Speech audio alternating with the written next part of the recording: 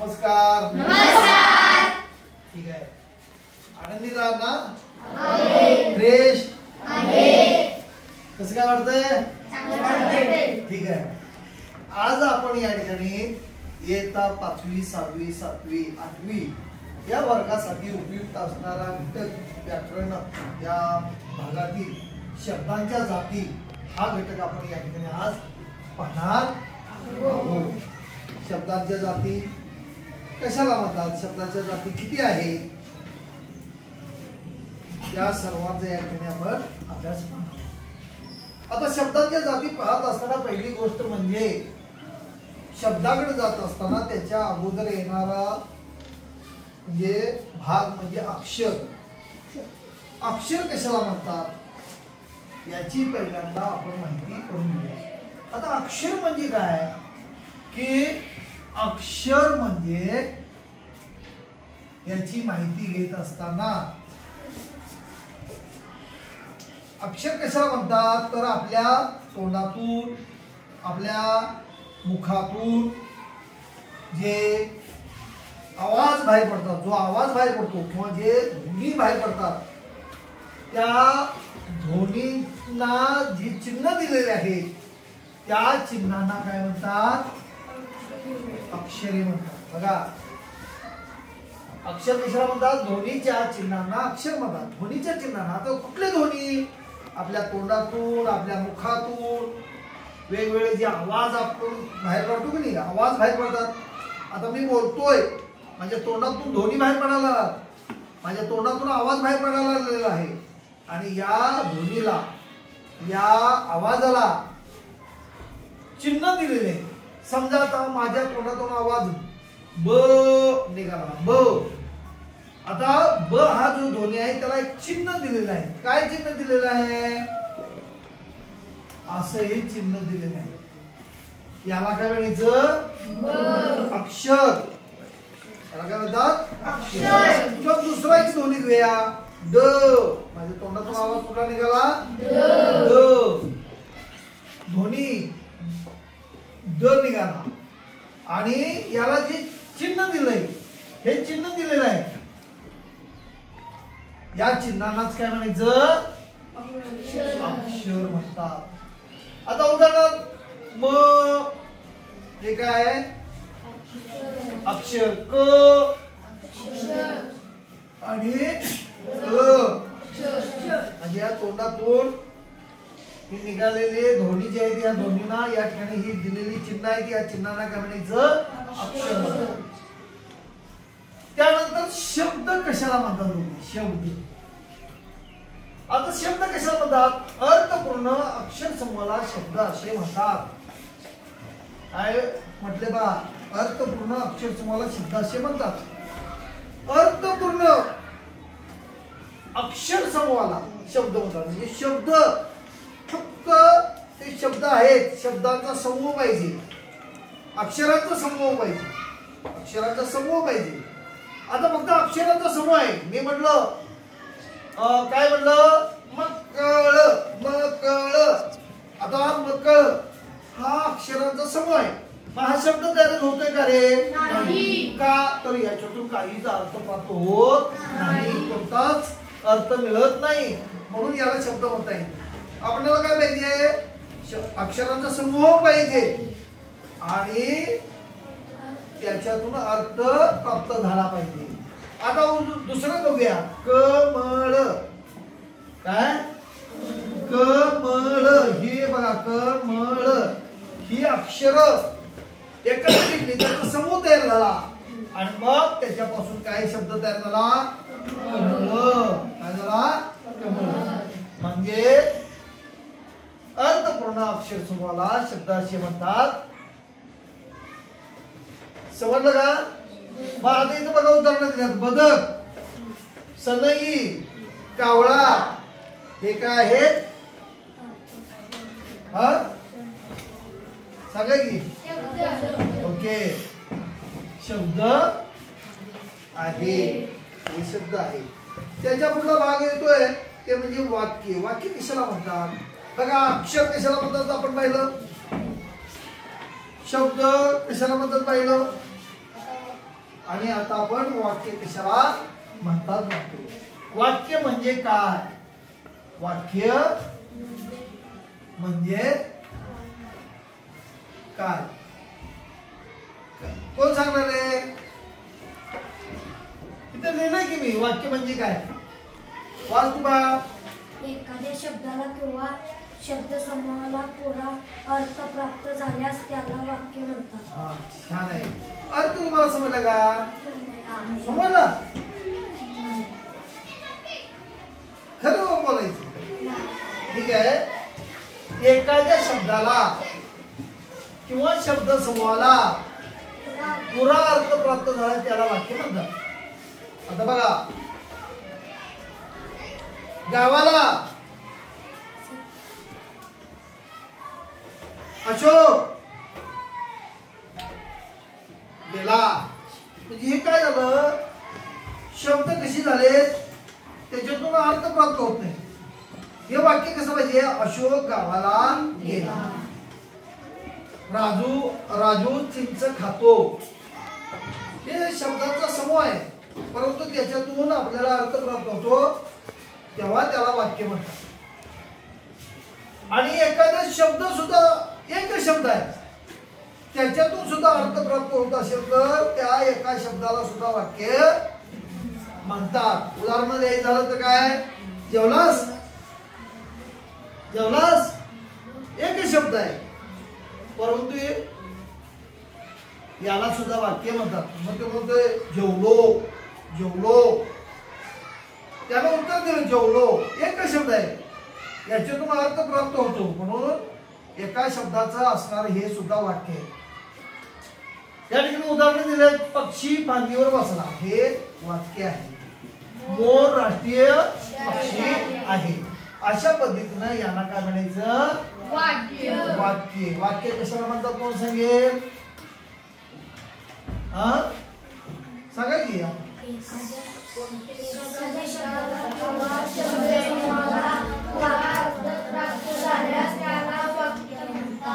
हा, वाक्य. आता आपण पाहिजे शब्द आणि पद. शब्द कशाला म्हणतात? पद कशाला म्हणतात? दोन शब्द आहेत. शब्द आणि पद यात जास्त फरक नाही, थोडासाच फरक आहे. शब्द आणि पद याच्यामध्ये थोडासाच फरक आहे. आता उदाहरण एक घेऊया. फांदी हा शब्द घेतला. फांदी. आता फांदी हा शब्द, त्याला प्रत्यय लावला वर. काय शब्द तयार झाला? फांदीवर. फांदी आणि फांदीवर असे दोन शब्द तयार झाले. फांदी हा एक शब्द, दुसरा फांदीवर. म्हणजे पहिला जो शब्द आहे फांदी हा मूळ शब्द आहे. काय? हा शब्द आहे आणि त्याला वर हा प्रत्यय लावल्यानंतर फांदीवर हा शब्द झाला. म्हणजे फांदी हा शब्द आहे आणि फांदीवर प्रत्यय लावल्यानंतर जो नवीन शब्द तयार झाला ना त्याला पद म्हणायचं. त्याला काय म्हणायचं? पद. आणि म्हणजे मूळ जो शब्द आहे, आता इथे मूळ शब्द काय आहे? फांदी. मूळ शब्द काय आहे? फांदी. तर या फांदीला काय म्हणतात माहिती काय? हा, फांदीला प्रकृती म्हणतात. प्रकृती जे मूळ शब्द, मूळ शब्द जो आहे त्या मूळ शब्दाला काय म्हणतात? हा, प्रकृती म्हणतात. काय म्हणतात? प्रकृती. म्हणजे फांदी हा मूळ शब्द आहे म्हणून फांदीला प्रकृती असे म्हणतात. फांदी हा मूळ शब्द आहे म्हणून त्याला प्रकृती म्हणतात. त्याच्यानंतर पुढे काय पाहतो आपण?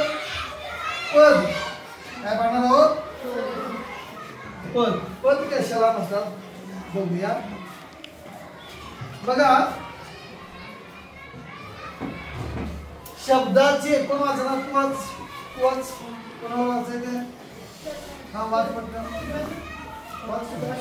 विकृती पद शब्दाचे मूळ रूपाचे बदललेले रूप याला विकृती म्हणजे पद असे म्हणतात. हा, आता फांदी हा शब्द आहे, या शब्दाचे मूळ रूपाचे, मूळ रूप काय? फांदी.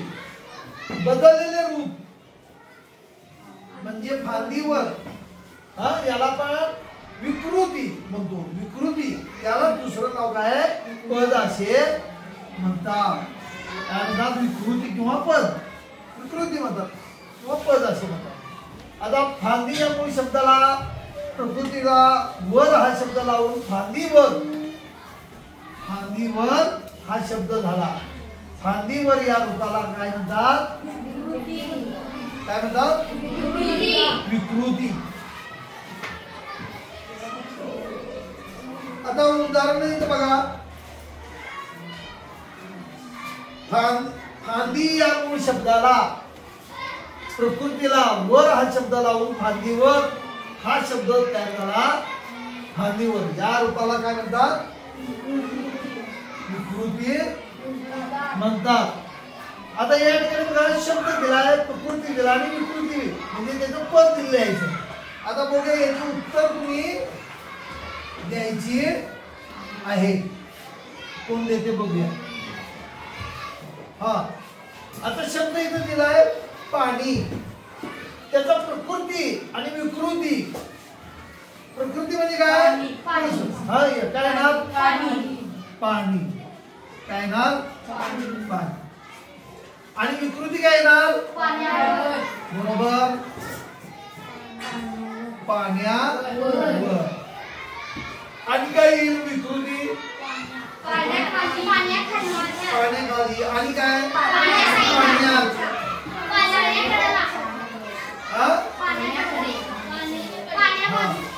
अशा पद्धतीने. आता त्याच्या पुढला शब्द दिलाय झाडाखाली, विकृती दिल्या, पद दिलाय. त्याचा शब्द काय होणार? बरोबर आहे, झाड. आणि प्रकृती काय होणार? काय होणार? आणि काय होणार? विकृती म्हणजे पद काय होणार? झाडाखाली. आणखी काय होईल? झाडावर. झाडाखाली झालं, झाडावर, झाडाजवळ, झाडाच्या कडेला, झाडामागे, असे त्याचे पद विकृती होईल. आता वाक्य हे शब्दांचे किंवा पदांचे बनलेले असते. मगाशी आपण पाहिलं की वाक्य शब्दांचे बनलेले असते, असं आपण पाहिलं सुरुवात. तर फक्त शब्दांचं वाक्य बनलेलं असतं का? शब्दांचं वाक्य बनलेलं असतं, परंतु पद सुद्धा असतात. पद म्हणजे त्याला लावलेले प्रत्यय असतात का? झाडाकडे, झाडावर, अशी सुद्धा शब्द असतात. म्हणजे पद असणारे, त्याला दुसरं पदाला नाव काय? विकृती. आणि मूळ शब्दाला नाव काय? प्रकृती. तर वाक्य हे शब्दांचे किंवा पदांचे बनलेले. आता शब्द म्हणजे तुम्हाला समजलं का? वाक्य शब्दांचे बनलेले असते. मग वाक्यात येणाऱ्या शब्दांची विविध कार्य असतात. काय सांगितलं? वाक्यात येणारी जी शब्द असतात त्या शब्दांचे कार्य वेगवेगळे असतं, विविध कार्य असतात. कुठलंही वाक्य आपण घेतलो, कोणतेही वाक्य घेतलं, त्या वाक्यामध्ये येणारे जे शब्द आहेत त्या प्रत्येक शब्दाचं कार्य वेगळं आहे. प्रत्येक शब्दाचं कार्य काय? वेगळे असते. आणि त्या कार्यावरून, त्या प्रत्येक शब्दाचं जे कार्य आहे त्या कार्यावरून त्यांना वेगवेगळी नावं दिलेली आहेत. त्यांना वेगवेगळी नावे दिलेली आहेत, वेगवेगळी. बघा, आणि ती जी वेगवेगळी नावं आहेत ना त्यांनाच काय म्हणायचं? शब्दांच्या जाती. आता मी काय सांगितलं? शब्दांच्या जाती कशा? वाक्यात येणार आहे शब्दांची विविध कार्य असतात, त्या कार्यावरून त्याला वेगवेगळी नावे दिलेली असतात आणि त्यांनाच काय म्हणतात? शब्दाच्या जाती. आता शब्दांच्या जाती किती आहेत बघा? बरोबर. शब्दांच्या जाती या ठिकाणी पाहूया आपण. शब्दांच्या जाती किती आहेत? 8 आहेत. शब्दांच्या जाती किती आहेत? 8. पहिल्यांदा नावं वाचूया. पहिलं आहे सर्वनाम, विशेषण, क्रियापद, क्रिया विशेषण.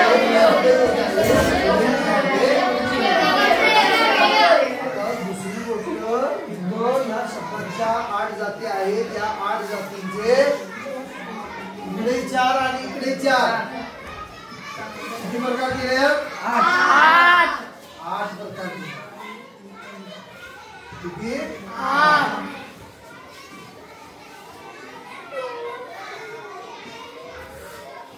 आधी ते परत चालू केलं. शब्दांचे 8 जाती यांचे 2 भाग केलेले. पहिला भाग आहे विकारी, त्याला दुसरा नाव आहे सव्यय, आणि दुसरा भाग आहे अविकारी, त्याला भाग आहे अव्यय. आता विकारी मध्ये म्हणजे सव्यय म्हणजे नाम, सर्वनाम, विशेषण, क्रियापद यांचा सहभाग होतो, आणि अविकारी अव्यय जे आहेत त्यांच्यामध्ये क्रिया विशेषण अव्यय, शब्दक्रिया अव्यय, उभयनिर्णय अव्यय, केवळ क्रिया अव्यय. त्याच्यापुढे अव्यय अव्यय अव्यय झाले, त्यामुळे ते अव्यय हे लगेच आपल्या समजतात. परंतु जी पहिले आहेत आता नाम, नामाच्या पुढे नाम सव्यय, सर्वनाम सव्यय, विशेषण सव्यय, क्रियापद सव्यय असं लिहायला पाहिजे. म्हणून आपण ते सव्यय लिहित नाही, त्यामुळे ते सर्व अगदी सव्यय आहेत म्हणून नाम, सर्वनाम, विशेषण, क्रियापद असं लिहितो, म्हणजे ती सव्यय आहे. आणि जे अव्यय आहेत त्याच्या पुढे आपण अव्यय लिहितो. क्रिया विशेषण अव्यय, शब्दक्रिया अव्यय, उभयक्रिया अव्यय, केवळ क्रिया अव्यय. अशा पद्धतीनं या ठिकाणी शब्दाच्या जाती 8 आहेत. त्याचे 2 भाग केल्यात. पहिला म्हणजे विकारी, विकारी म्हणजे नाम, सर्वनाम, विशेषण, क्रियापद. दुसरा भाग अविकारी, त्याच्यामध्ये क्रिया विशेषण अव्यय, शब्दक्रिया अव्यय, उभयनिर्णय अव्यय आणि केवळ प्रयोगी अव्यय. आता याच्यामध्ये मग सव्यय कशाला म्हणतात पाहूया. सव्यय म्हणजे विकारी शब्द. काय म्हणजे लिंग,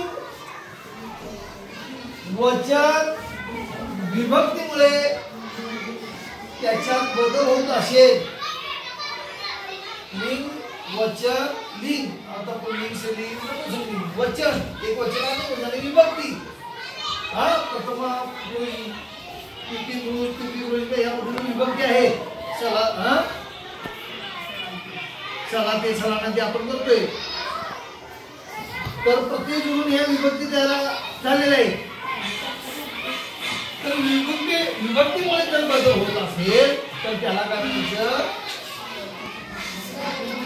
हा बोला इथे सव्यय, विकारी. आता बदल कसा होतो? नाम घेऊया, नामाचं उदाहरण घ्या. नाम पहिल्यांदा घ्यावे मुलगा. मुलगा, मुलगा आंबा खातो. वाक्य मुलगा आंबा खातो. आता दुसरं लिंग बदलूया. मुलगाचं मुलगी केलं, मग मुलगा आंबा खातो, तसंच मुलगी आंबा खातो. बदल झाला की नाही? लिंग बदलल्यामुळे बदल झाला. मुलगी आंबा खाते. आता तिथं वचन बदललं. मुलगा एक आहे आणि केलं मुले आंबा खातो म्हणतो आपण. मुले आंबा खातात. आणि विभक्ती मुलांनी आंबा खातात. इथं त्याचं काय बदल आपण लिंग बदललं, वचन बदललं आणि काय बदललं? विभक्ती. मुलगा, मुलगी, मुले आणि मुलाला बदल झाल्यामुळं याला काय म्हणतात? नाम हे काय आहे? विकारी आहे. सगळे दुसरं म्हणजे सर्वनाम. तो, ती, ते, त्या. आता तसंच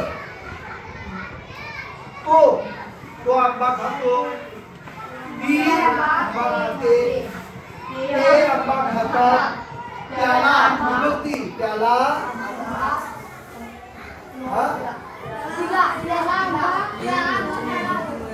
हा त्याला त्याला अशा बघू म्हणजे विशेषण चांगला हा चांगला म्हणजे लिंग. आता तिला लिंग बदललं चांगली, चांगलाचं काय झालं चांगली. आणि वचन चांगले आणि विभक्ती चांगल्याने होते म्हणजे तर. आणि क्रियापद म्हणजे दिसतो घेतलं हे पुल्लिंग झालं. लिंग बदललं दिसते, वचन बदललं दिसतात, पहिल्यापासून या नाम मुलगा घेतलं त्याचं लिंग बदल मुलगी होते, त्याचं वचन बदल मुले होतात आणि विभक्ती मुलाला होते. सर्वनाम तो घेतलं त्याचं लिंग बदललं ती आणि वचन केलं ते आणि विभक्ती विशेषण चांगला घेतलं त्याचं लिंग बदललं नंतर वचन बदललं आणि विभक्ती बदलली. क्रियापद दिसतो घेतलं लिंग बदललं वचन बदललं आणि विभक्ती बदलली. बदल होतो त्याच्यात म्हणून याला काय म्हणायचं सांगा की बरोबर आहे. विकारी म्हणजे काय सवय. आणि पुढचा भाग आहे अविकारी. अविकारी अव्यय. अविकारी अव्यय. अविकारीला दुसरं नाव काय आहे अव्यय. काय नाव आहे अव्यय. आता याच्यामध्ये बघा लिंग वचन विभक्तीमुळे बदल होत नाही. लिंग वचन विभक्तीमुळे बदल होत नाही याच्यात. मगाशी बघा नाम घेतलं मुलगा त्याचं लिंग बदललं मुलगी झालं, वचन बदललं मुले झालं आणि विभक्ती मुलांना असं झालं. तिथं बघा आता विशेषण क्रिया विशेषण घेतलं काय क्रिया विशेषण हळू घेतलं. हळू त्याच लिंग बदलूया, हळूच लिंग बदलूया, हळूच. त्याला अनेक वचन करूया हळू, विभक्ती हळू. मग याच्यात काही बदल होत नाही. शब्द वेगवेगळ्या झाडाखाली, झाडाखाली. आता झाडाखाली लिंग बदलूया झाडाखाली, वचन बदलूया विभक्ती उभ्या व घ्या व वच लिंग बदललं व.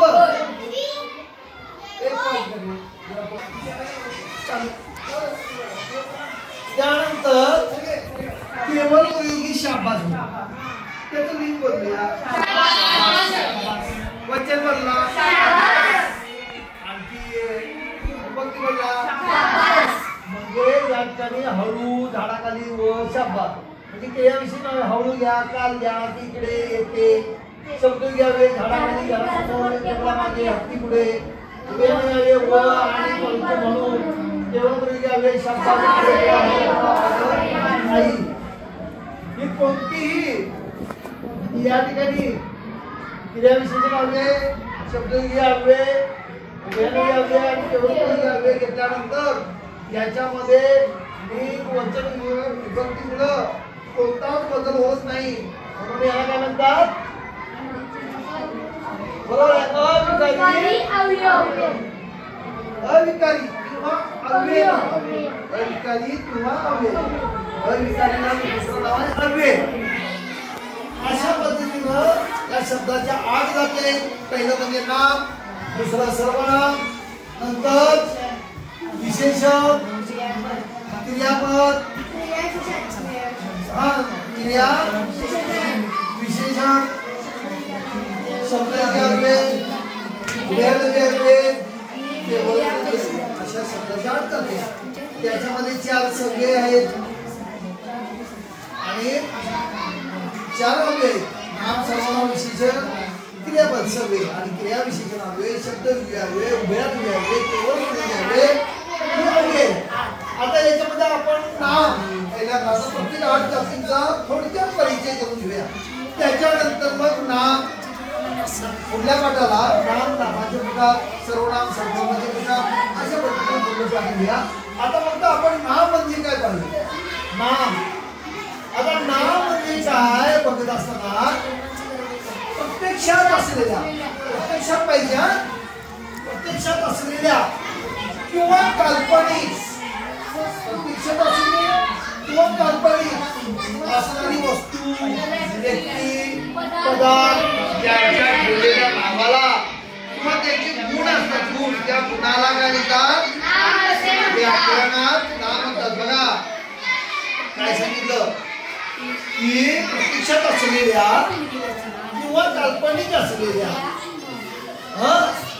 वस्तू असेल व्यक्ती असेल पदार्थ असेल त्यांच्या ठेवलेल्या नावाला किंवा त्यांच्या गुणाला नाम असे म्हणतात. आता प्रत्यक्षात असणाऱ्या वस्तू या सगळ्या प्रत्यक्षात बघा इथे दिसतंय हा आपली प्रत्यक्षात वस्तू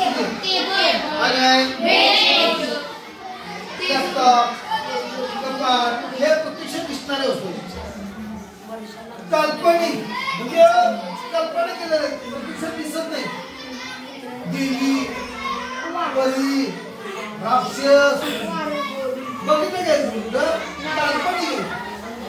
तर अशा या सर्वांना वस्तू असेल पदार्थ असेल व्यक्ती असेल प्रत्यक्षात दिसणारे असेल मग काल्पनिक असेल.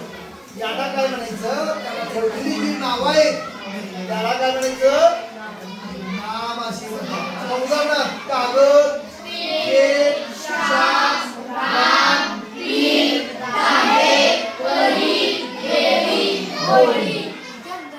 अशा पद्धतीनं याला काय म्हणतात नाम. नाम म्हणजे काय समजलं काय बघा. पुढचं प्रकार आहे सर्वनाम. आता सर्वनाम मध्ये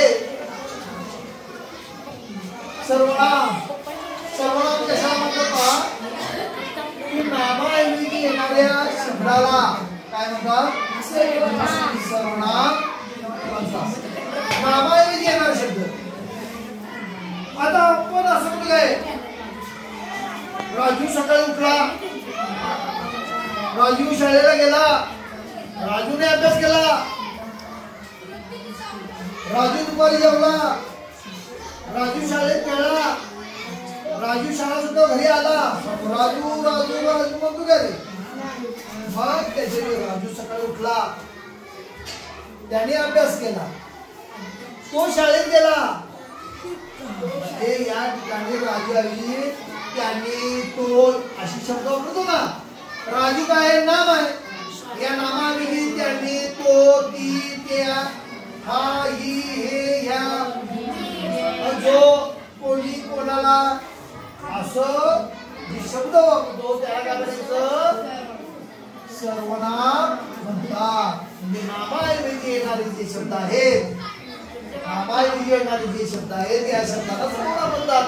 उदाहरणार्थ मी आम्ही तू तुम्ही तो ती ते त्या हा जो जी जे ज्या काय कोणास कोणाला कोणी.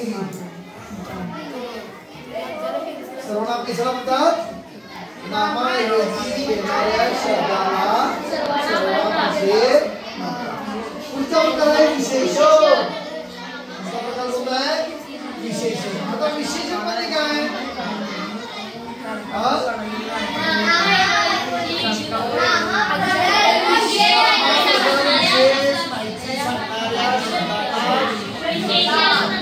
नामाबद्दल विषयी माहिती सांगितली. नामाबद्दल हुशार राजू हुशार राजू कसा आहे हुशार म्हणजे नामाबद्दल माहिती राजू हुशार या शब्दाला सांगितली म्हणून याला काय म्हणायचं विशेषण म्हणतात. नामाबद्दल जे नाम असतील वस्तू असेल व्यक्ती असेल पदार्थ असेल काल्पनिक असतील नावं प्रत्यक्षात दिसणारी नावं असतील यांना यांच्याबद्दल विशेष जर माहिती सांगितलेला शब्द असेल तर त्या शब्दाला काय म्हणायचं विशेषण. आता हे बघा गोड, कडू, घात, पहिला, झटपट, एके, सर्व, थोडी, माझा, तुझा इत्यादी. ठीक आहे. विशेषण किसर म्हणतात नामाबद्दल विषय माहिती सांगणाऱ्या शब्दाला काय म्हणतात विशेषण म्हणतात. पुढचा शब्द पुढील जात आहे क्रियापद. क्रियापद कशाला म्हणतात बघा. क्रियापद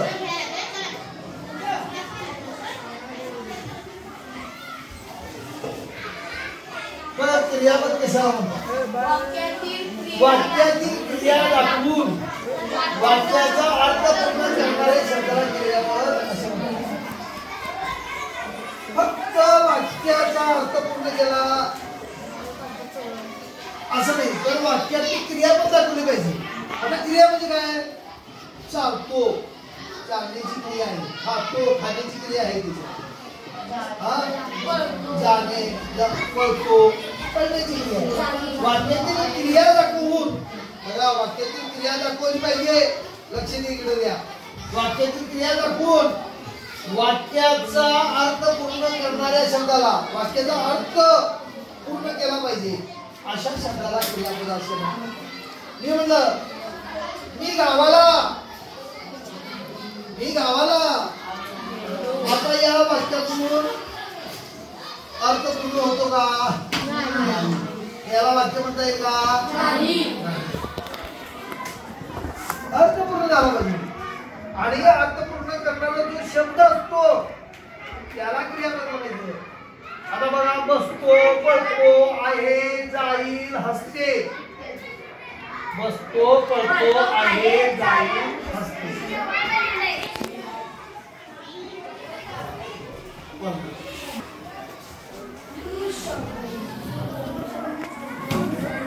थोडंच भाग आहे. चला पुढे चला. हा चालू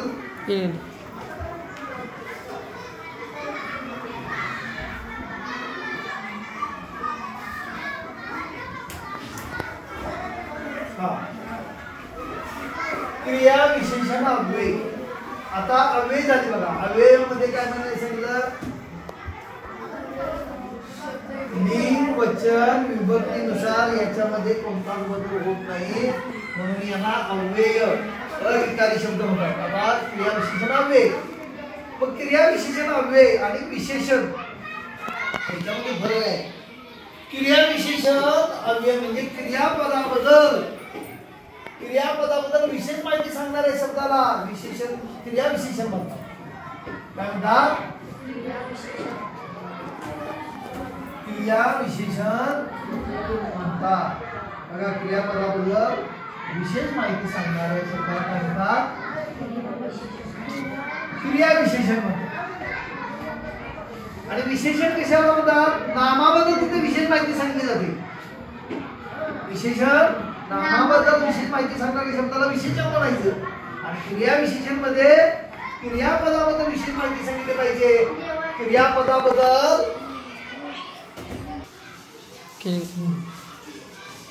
क्रियापदाबद्दल विशेष माहिती सांगणाऱ्या शब्दाला काय म्हणतात क्रिया विशेषण म्हणतात. आता उदाहरण बघा चांगला आहे क्रियापद आहे आणि आहे या क्रियापदाबद्दल चांगला या शब्दाला विशेष माहिती सांगितली म्हणून चांगला एक आहे क्रियापद आहे क्रिया विशेषण आहे. हळूचा कसा चाल हळूचा म्हणून हळू क्रिया विशेषण आहे. आज काल फार तेथे ही काय आहे क्रिया विशेषण अव्यय आहे. मग क्रिया विशेषण म्हणजे काय क्रियापदाबद्दल विशेष माहिती सांगणारे शब्दाला काय म्हणतात क्रिया विशेषण असे म्हणतात. त्यानंतर शब्दयोगी अव्यय. शब्दयोगी अव्यय म्हणजे काय जे शब्द नामानं सर्वनामांना जोडून येतात व वाक्यातील शब्दांचा संबंध दर्शवतात त्यांना शब्दयोगी अव्यय म्हणतात. पुन्हा एकदा शब्द आहे शब्दयोगी. जे शब्द नामाना किंवा सर्वनामाना जे नाम आणि सर्वनामांना जोडून येतात आणि वाक्यातील शब्दांचा संबंध दर्शवतात संबंध त्यांना शब्दयोगी अव्यय म्हणतात. मगाशी आपण पाहिलं मांडव हा शब्द आहे. हा खाली हा शब्द जोडला मांडवा खाली मांडवा खाली. हे काय झालं शब्दांना जोडून आला शब्द ना त्याला शब्दयोगी. त्याच्यातच अर्थ आहे शब्दयोगी शब्द जोडणारे शब्दांना योग येते कोणा शब्दाला योगी म्हणजे जोडणारे शब्दयोगी अव्यय सुद्धा जोडून येणार त्याला घालण्याचे शब्द विचारले मांडवा खाली घंट्या बाहेर टेबला खाली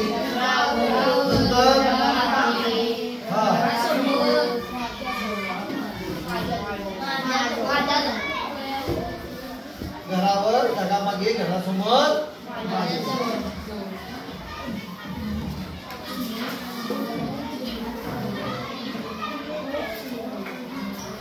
उभयानवी आता उभयानवी अव्यय पाहूया. उभयानवी अव्यय कशाला म्हणतात? दोन किंवा अधिक शब्द अथवा वाक्य जोडणाऱ्या शब्दांना उभयानवी अव्यय म्हणतात. दोन शब्द असतील तू आणि मी दोन शब्द आहेत. तू शब्द मी शब्द तू आणि मी हे दोन शब्द जोडणार आणि या शब्दानं काय केलेलं आहे जोडलेलं आहे. मग आणि हे काय उभयान्वयी. दोन वाक्य पण असतात. मी शाळेला आज येणार नाही कारण मी आजारी आहे. मी शाळेला येणार नाही मी आजारी आहे. ही दोन वाक्य कुठल्या शब्दातून जोडली कारण. म्हणून कारण हे काय आहे उभयान्वयी आहे. दोन किंवा अधिक शब्द अथवा वाक्य जोडणाऱ्या शब्दाला उभयान्वयी अव्यय असे म्हणतात. आता असे अनेक उभयान्वयी अव्यय आणि न नाही न आपण मध्ये न न म्हणजे तू न मी न असं म्हणजे आणि आता तो मध्ये तू न मी किंवा तू मी म्हणजे काय आणिच रे आणखी आणि शिवाय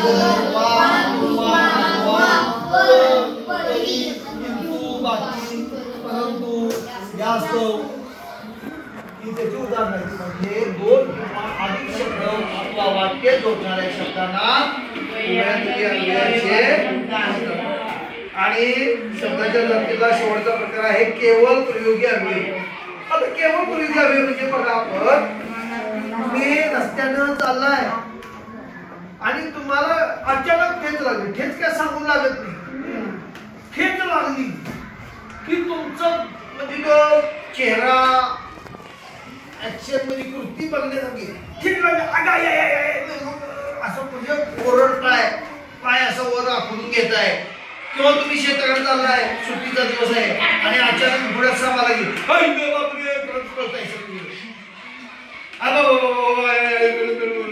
असं तोंडातून अचानक उद्गार बाहेर पडला. तेव्हा सांगू नये आज साप निघला आता म्हणते रे असं म्हण. असं कोण सांगते का तू साप सांगते का कोण सांगते? अचानक तोंडातून उद्गार बाहेर पडला सांगून ती बाहेर पडत नाही. म्हणजे मनातील भावना आपल्या मनातल्या भावना किंवा आपली वृत्ती व्यक्त करताना आपल्या तोंडातून अचानकपणे जे उद्गार बाहेर पडतात त्यांना केवळ प्रयोगी अव्यय किंवा त्याला दुसरं नाव आहे उद्गारवाची शब्द म्हणतात. उद्गार तोंडातून असं अचानक उद्गार बाहेर पडतात. हा कुणी ते मारलं पाठी लगेच आई आई लगेच आपण आवाज मारलोय तरी पण आपण गप्प असं. आणि कुणी सांगितलं अरे रडकी आता आई आई म्हणते मग तुम्ही आई आई आई म्हणता काय नाही बसला रपाटा वेळ आई म्हणले की लगेच आई आई आई आई आई ते तोंडातून अचानक बाहेर पडतात सम्राट बरं ना का सांगून पडतात का पप्पाने मारलं म्हणतात आता अरे म्हणती आहे असं म्हणतात का नाही म्हणजे तोंडातून अचानकपणे असे बाहेर उद्गार पडतात आपली वृत्ती असेल आपल्या वृत्ती व्यक्त करताना किंवा आपल्या भावना व्यक्त करताना अचानकपणे जे उद्गार बाहेर पडतात त्यांना काय म्हणतात केवळ प्रयोगी अशा अनेक आहेत बघा वा वा वा वा वा आई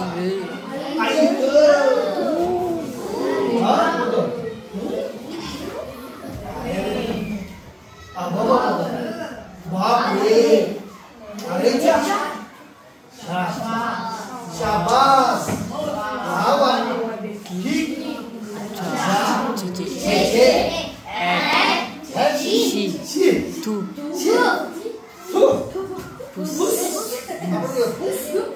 काय झालं येतं काम करू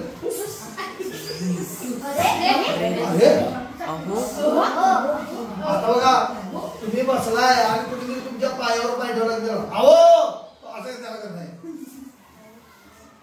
किंवा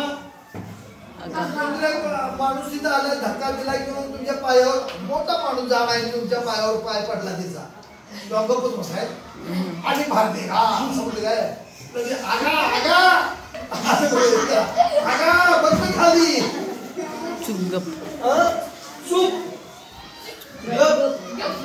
अशी हे उद्गार तोंडातून बाहेर पडतात अचानकपणे याला काय म्हणायचं केवळ प्रयोगी वेळ म्हणायचे लक्ष झालं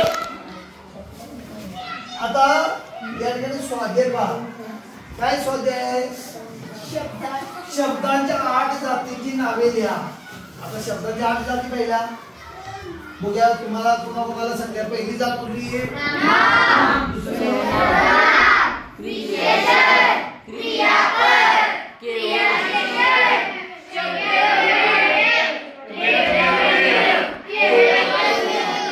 अशा 8 जाती द्यायची आणि प्रत्येकाचं 5 उदाहरण द्यायचं आता नामाचं 5 उदाहरण सोम्या गोम्या टोम्या पोम्या राजा हनुमंतराव ही माणसांची झाली नदीची नावे पर्वतांची नावे फुलांची नावे अशा पद्धतीने तर 5 नावं द्यायची मग सर्वनामाचं उदाहरण 5 द्यायची प्रत्येक जातीचं 5-5 उदाहरण द्यायची आता इथं 5 सांगितलं तुम्हाला ज्यादा येत असतील ज्यादा लिहायचं 5 म्हणजे काय 5ला टिक्का लावला नाही 5च लिहावं असं काय नाही ज्यादा लिहिलो तुम्हाला ज्यादा येते ज्यादा लिहायची